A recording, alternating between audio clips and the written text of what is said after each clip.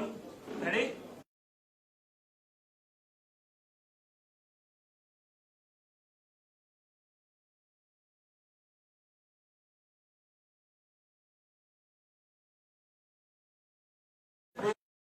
खास આપણી વચ્ચે ઉપસ્થિત ગુજરાત પ્રદેશ કોંગ્રેસના પ્રભારી શ્રી રઘુ શર્માજી, આપણી વચ્ચે ઉપસ્થિત એઆઈસીસી ના આપણા રાષ્ટ્રીય પ્રવક્તા અને ખાસ આપણી વચ્ચે આજે ઉપસ્થિત થયા છે એવા પવન ખેરાજી, સૌરાષ્ટ્ર ઝોનના ઇન્ચાર્જ અને એઆઈસીસી થી આવેલા ઉજાજી, હિમાચલ થી આવેલા ત્યાંના પ્રવક્તા શર્માજી, આપણા પ્રદેશના ઉપપ્રમુખ બિમલભાઈ શાહ, મારા સાથી મિત્ર પ્રવક્તા હિરેનભાઈ, સૌને આવકારું છું। એક અગત્યની પ્રેસ છે જેના વિશે આપણે આગળની માહિતી આપશે આપણી સાથે આવેલા અને અમારા ઇન્ચાર્જ પવન ખેરાજીને વિનંતી કરીશ કે આપણે વાર્તાલાપ કરીએ।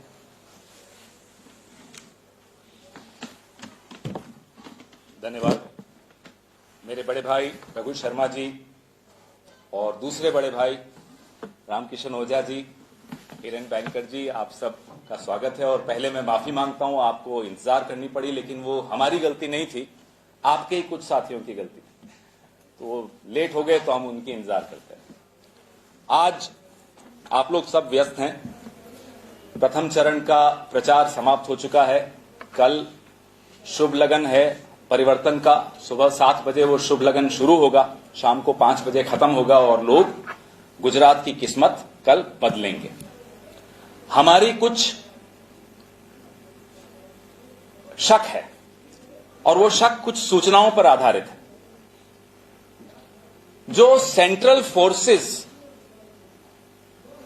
पोलिंग डे पर पोलिंग बूथ पर जिनकी ड्यूटी लगती है, वो त्रिपुरा राइफल्स भी होते हैं, अलग अलग जो सेंट्रल फोर्सेस आते हैं, हमारी सूचना है कि उन सेंट्रल फोर्सेस को हिदायत दी गई है कि आप पोलिंग बूथ से दूर खड़े रहिएगा और जब शाम को 1.5 किलोमीटर दूर, और जब शाम को बक्से जाएंगे तो गुजरात पुलिस के या होम गार्ड के देखरेख में जाएं। सेंट्रल फोर्सेस का उसमें कोई भूमिका नहीं रहेगी। हम मांग कर रहे हैं चुनाव आयोग से कि राज्य चुनाव आयोग को वो निर्देश दे कि इस तरह की कोई भी त्रुटि अगर हुई या इस तरह का कोई षड्यंत्र रचा जाएगा तो हम सब देख रहे हैं, गुजरात की जनता देख रही है, गुजरात का जो सजग मीडिया है, निडर मीडिया है, वो देख रहा है और पूरा विश्व देख रहा है। तो अगर केंद्र सरकार के और भारतीय जनता पार्टी के मन में कोई षड्यंत्रकारी विचार है तो आज हम उन्हें चेतावनी दे रहे हैं। इस तरह का षड्यंत्र गुजरात में कांग्रेस पार्टी नहीं चलने देगी। ये कान खोलकर दोनों सुन लें, नानो भाई और मोटा भाई दोनों सुन लें। नहीं, मैं तो आपको आप ही की भाषा में बता रहा हूं। नानो कौन मोटो कौन तो आप ज्यादा समझो।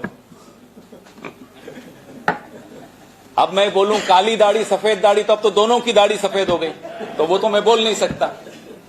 5 साल पहले तो मैं यही बोलता था कि काली दाढ़ी सफेद दाढ़ी, अब नहीं बोल सकता।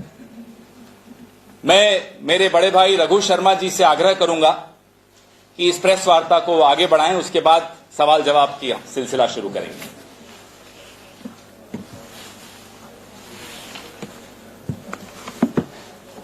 पहले चरण में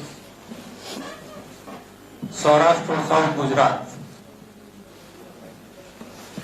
कल कैंपेन शाम को उनका खत्म हो गया और कल मतदान है। और जिस जन की रिपोर्ट्स दोनों जोन से कांग्रेस पार्टी के पास आई है, लोगों के मन में जो गुस्सा है, भारतीय जनता पार्टी के 27 साल के कुशासन से जो परेशानी है, वो मतदान के जरिए कल सामने आने वाली है। प्रधानमंत्री जी ने 8 महीने लगातार गुजरात को दिए इस चुनाव को जीतने के लिए। गृह मंत्री जी लगातार गुजरात में बने रहे हैं और अब तो पूरी दिल्ली खाली हो गई। 40-40 भारत सरकार के मंत्री, जितने राज्यों में बीजेपी की सरकार है उनके सभी मुख्यमंत्री, आसाम से लेके उत्तर प्रदेश से लेके सब राज्यों के मुख्यमंत्री आप गुजरात में गली गली में घूम रहे हैं। और हमने पहले ही कहा कि कोई अच्छा काम किया होता तो इतना परेशान होने की उनको जरूरत नहीं थी। जिस ढंग से उनकी सभाओं में लोग जा नहीं रहे, कुर्सियां खाली है, उनकी जो गौरव यात्रा थी 10 दिन के लिए तय की थी, 7 दिन में उनको खत्म करनी पड़ी। जनता का समर्थन भारतीय जनता पार्टी खो चुकी है गुजरात में। और उसके इतर कांग्रेस की जितनी पब्लिक मीटिंग्स हुई है सबके विजुअल्स है मेरे पास। हमारी उम्मीद से ज्यादा लोग कांग्रेस की सभाओं में आ रहे हैं और ये इस बात का स्पष्ट संकेत है कि 27 साल बाद इस चुनाव में गुजरात की जनता ने परिवर्तन का मन बना लिया है। और ये कल की वोटिंग में भी रिफ्लेक्ट होगा। 5 तारीख को जो मतदान होगा उसमें भी इसका रिफ्लेक्शन आपको नजर आएगा। और जो टारगेट हमने कहा था 125 प्लस सीट जीत के इस बार गुजरात में कांग्रेस की सरकार बनेगी। बौखलाहट में कुछ भी बात कर रहे हो, लेकिन हकीकत यह है कि कांग्रेस ने जिस तरीके से अब की बार चुनाव का प्रबंधन किया है, बिना शोर शराबे के, ये जो परसेप्शन की राजनीति में जो लोग यकीन करते हैं और जिसका जमीनी राजनीति से कोई वास्ता नहीं होता, उनको अब की बार असलियत का अंदाजा 8 तारीख को जब परिणाम आएंगे तब होगा। कांग्रेस के कार्यकर्ता एकजुट है, बूथ मैनेजमेंट हमारा शानदार है। और जो कोई चाल, जैसा पवन जी ने कहा, सरकारी मशीनरी का दुरुपयोग करने की कोशिश भी अगर करने की कुचेष्टा की गई तो उसको सफल कांग्रेस पार्टी नहीं होने देगी। ये भी पूरा हमारी नजर है इस सारी चीज पे भी। और जिस ढंग से इलेक्शन कमीशन के डायरेक्टिव्स आए, कुछ चैनल्स को इस्तेमाल करने की कोशिश की गई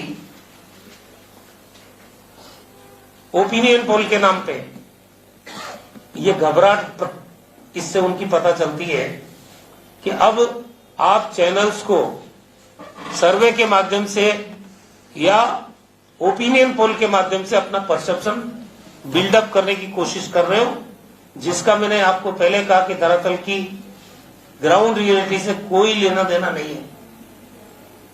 चैनल, चंद चैनल जिनको हम लोग गोदी मीडिया कहते हैं, गोदी मीडिया, उसके इस्तेमाल करने पर भी बीजेपी को कोई फायदा होने वाला नहीं है। हमने प्री पोल सर्वे कई खारिज होते हुए देखे हैं। देश की जनता, गुजरात की जनता फैसला करेगी, कोई चैनल फैसला करने वाला नहीं है। और हमें भरोसा है कि गुजरात की जनता इस बार कांग्रेस पार्टी को कामयाब करेगी। धन्यवाद। रघु जी, आपने बताया कि कांग्रेस के जो कार्यकर्ता है वो तैनात है, तो बूथ मैनेजमेंट या बूथ कैप्चरिंग की जो बात होती है तो उसके लिए किस तरह से आप काम करेंगे? ये तो निर्वाचन विभाग की जिम्मेदारी है। आपने बहुत अच्छा सवाल किया। अगर बूथ कैप्चरिंग गुजरात में होता है तो इसका मतलब फेयर पोल नहीं हो रहा है। तो ये राज्य सरकार की और निर्वाचन आयोग की जिम्मेदारी है कि कहीं भी बूथ कैप्चरिंग नहीं हो, फ्री और फेयर पोल हो, मतदाताओं को अपने मत का अधिकार बिना किसी भय और डर के इस्तेमाल करने का वातावरण देने की जिम्मेदारी चुनाव आयोग की है और राज्य सरकार की है। जिस तरह से आपने बताया कि 125 सीटें जीत रहे हैं, तो अपने धारासभ्य है उनको रखने के लिए क्या तैयारी किया है? कहीं जाए? आपने बहुत अच्छा प्रश्न किया कि जिस तरह से देश की डेमोक्रेसी को और जनादेश को खरीद फरोख्त की मंडी में बीजेपी ने तब्दील किया है।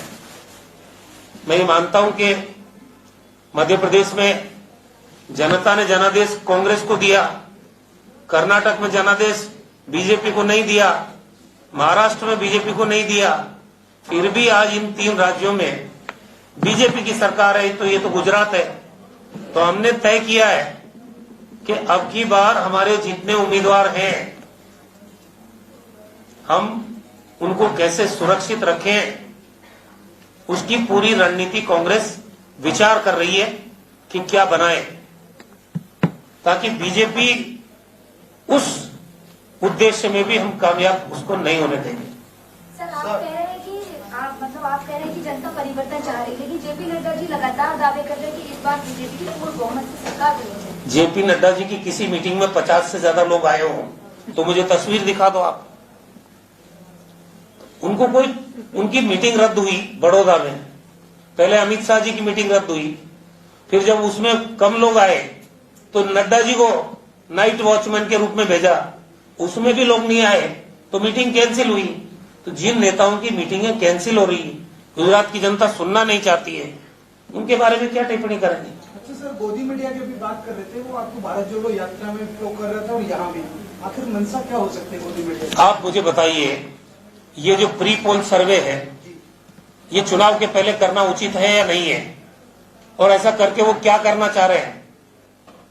गुजरात की 6.5 करोड़ जनता जिसका फैसला करने वाली है, उसका प्री पोल सर्वे के नाम पे आप क्यों लोगों के माइंडसेट को बदलने की कोशिश कर रहे हो?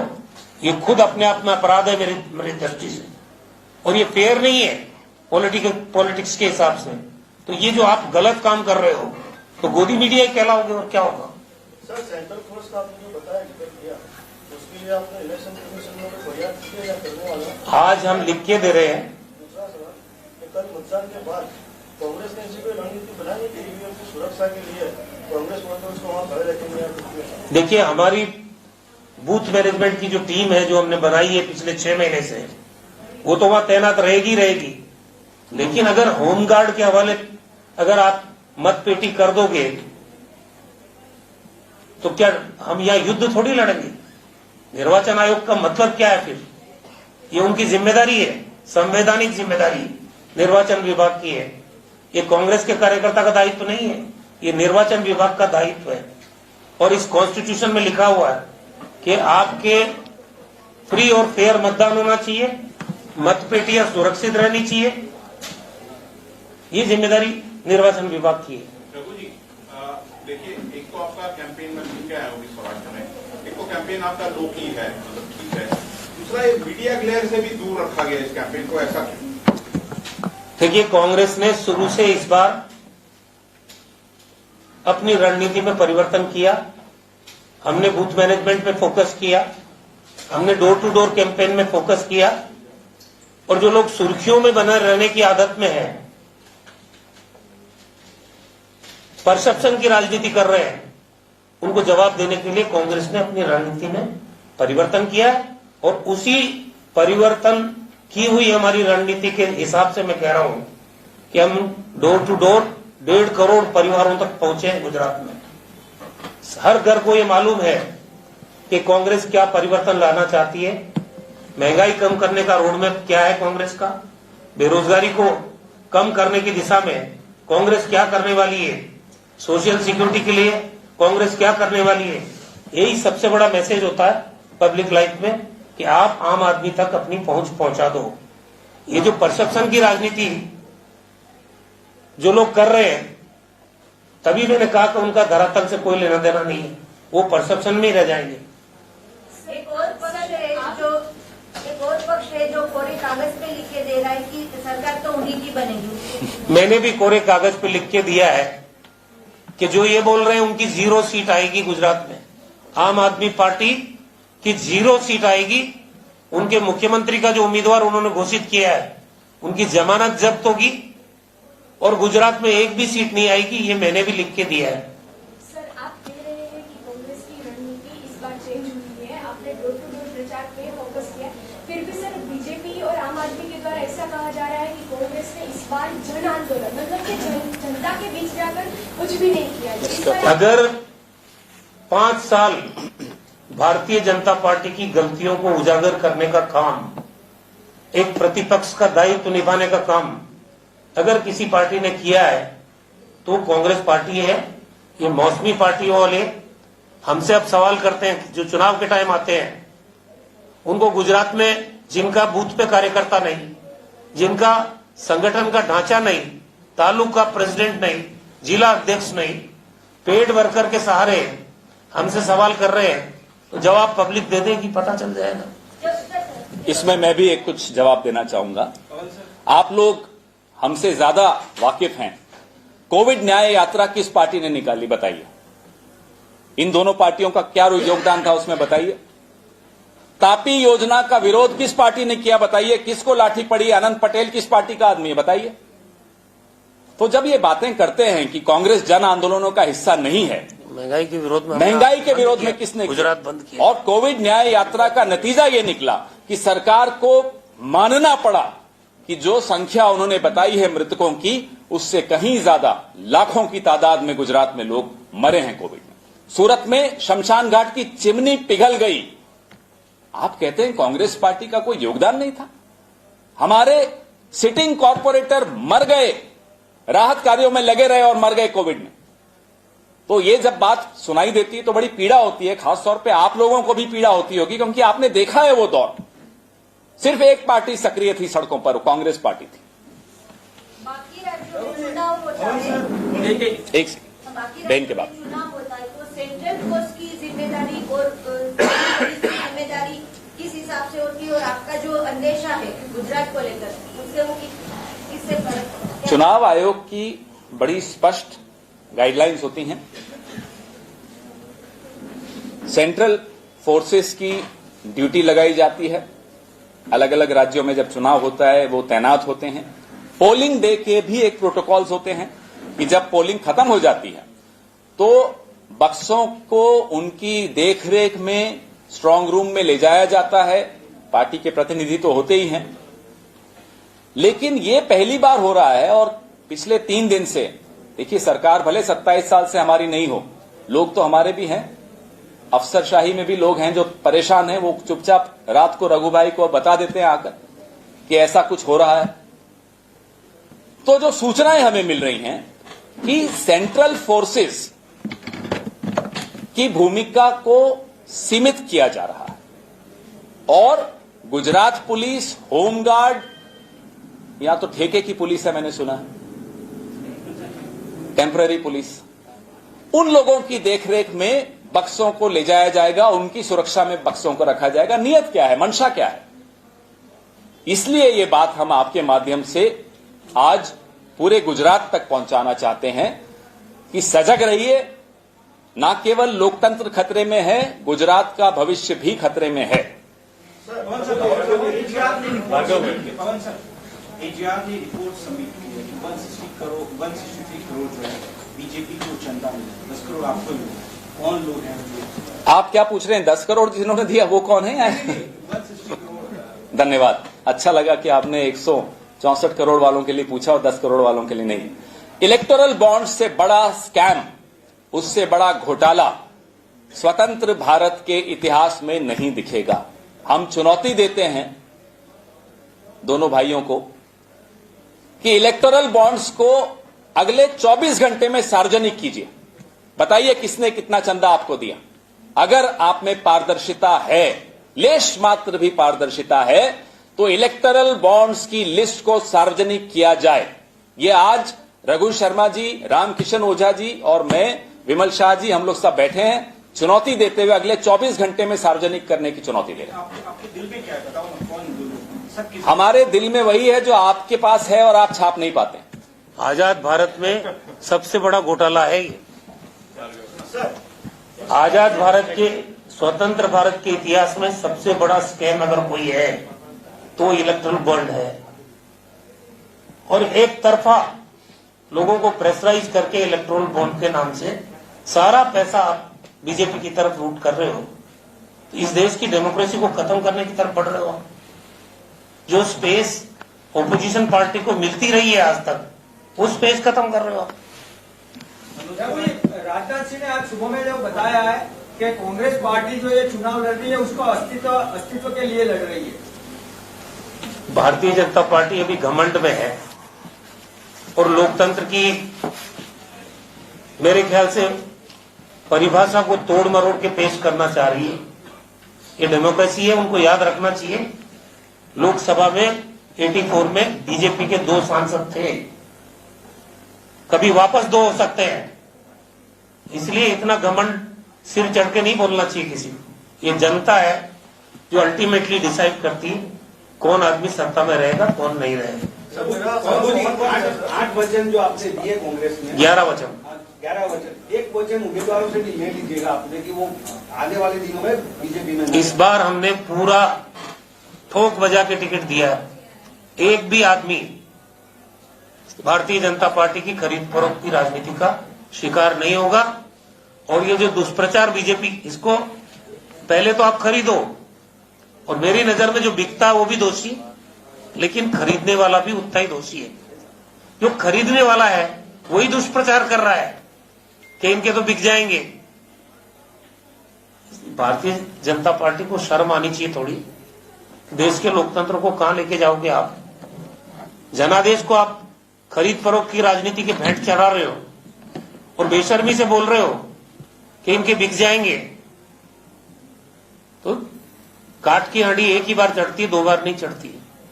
सर पवन सर, एक सवाल है कि राहुल गांधी जी भारत जोड़ो यात्रा में व्यस्त है, इसलिए वो यहाँ प्रचार के लिए नहीं आ सकते, लेकिन प्रियंका जी क्यों नहीं आ रही? ये बात बार बार पूछी जाती है कि राहुल जी नहीं आए, ये नहीं आए, ये गलत। मैं जवाब दे रहा हूं। पार्टी में सबकी भूमिका तय की जाती है। राहुल गांधी ने जो बीड़ा उठाया है कांग्रेस की, इस देश की और संविधान की विचारधारा में पैनापन लाने का, भारत जोड़ो यात्रा के माध्यम से वो उस काम को बखूबी कर रहे हैं। जो 8 वचन या 11 वचन जो हम लोग बार बार दोहराते हैं, वो वचन राहुल गांधी स्वयं गुजरात की जनता को करके गए। अगस्त में आए, सितंबर में आए, नवंबर में आ रहा हूं, मैं समझ रहा हूं आपके मन में क्या है। खड़गे जी हमारे अध्यक्ष हैं, अलग अलग नेताओं की उन्होंने ड्यूटी लगाई है। प्रियंका जी की ड्यूटी हिमाचल में लगाई गई, वो वहां गई, संगठन लगाता है, वो वहां जाता है। मैं भारत जोड़ो यात्री था, हिसाब से मुझे वहीं होना चाहिए था। मैं 600 किलोमीटर चला, उसके बाद मुझे आदेश हुआ, इन्होंने ही करवाया, मुझे मालूम है, कि आप गुजरात चले जाइए। षड्यंत्र तो हमारे यहां होता है ना। तो मुझे बड़ी खुशी हुई कि रघु शर्मा जी ने मुझे कहा कि आप यहां आ जाइए। मुझे ये जिम्मेदारी लेते हुए भी आनंद आया। तो हम अपने जो सीनियर्स होते हैं, जो आदेश वो करते हैं, हम वो आदेश का पालन करते हैं। स्टार प्रचारक में प्रियंका जी का नाम वो अभी तक नहीं आया, अब सेकंड फेज आने वाला है। देखिए, स्टार प्रचारक में नाम है, इसमें कोई शक की बात नहीं, लेकिन हम लोग आपस में सब चर्चा करते हैं कि क्या लाइन होनी चाहिए, किस तरह का प्रचार होना चाहिए, वचन में क्या क्या होना चाहिए, मैनिफेस्टो में क्या क्या होना चाहिए, उसमें सबका योगदान लिया जाता है। तो कई बार है कि वो दिख नहीं रहे, तो मतलब नहीं कि उनका योगदान नहीं है, वो पूरा योगदान दे रहे हैं। मनोज तिवारी ने कहा कि कौन? मनोज तिवारी, हाँ, राहुल गांधी की 2 सभाएं हुई गुजरात में, इसलिए 2 सीटें। राजनीति की एबीसीडी आती नहीं। गाना कोई सुनाया था आपको उन्होंने भोजपुरी में? तो कहिए अपना काम करें, अच्छा गाते हैं, हम भी सुनते हैं कभी कभी। जो काम जिसका काम उसी को साजे, और करे तो आपको जानते हैं पूरा। मोदी जी ने तो 200-300 सभाएं कर दी, तो क्या 200-300 सीटें आएंगी? तो कैसी बातें करते हैं साहब आप। सभाओं से ही अगर सब कुछ आंकेंगे तो आम आदमी और बीजेपी मिलके 500 सीटें आ जाएंगी। और प्रचार पे खर्चा, मैं तो उम्मीद कर रहा था आप में से कोई पूछेगा। मैं दिल्ली सरकार का हिस्सा था, सालाना बजट 22 करोड़ का होता था प्रचार का। आज एक खास आदमी की सरकार है, 550 करोड़ का बजट है। अब ऐसी पार्टियों से हमारी तुलना न करें तो अच्छा रहेगा, क्योंकि हमारा अपमान होता है और लोकतंत्र का अपमान होता है।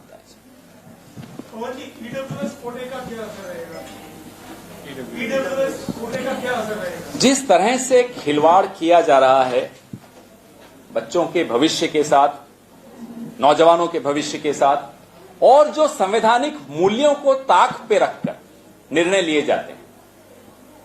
मेरा यह आरोप है कि केंद्र में बैठी हुई सरकार बिल्कुल जानबूझकर अनभिज्ञ हो जाती है कि इस देश में सामाजिक विषमताएं कैसी हैं, आंख बंद कर लेते हैं।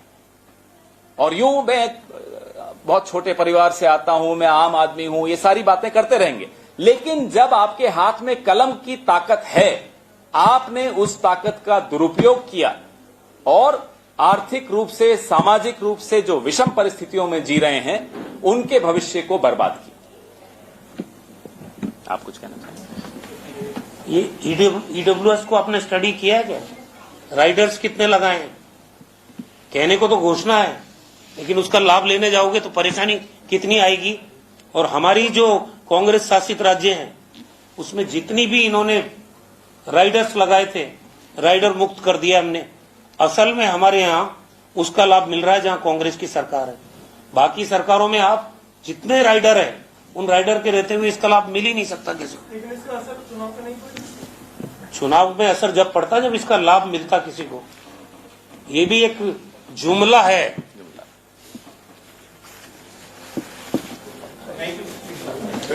धन्यवाद।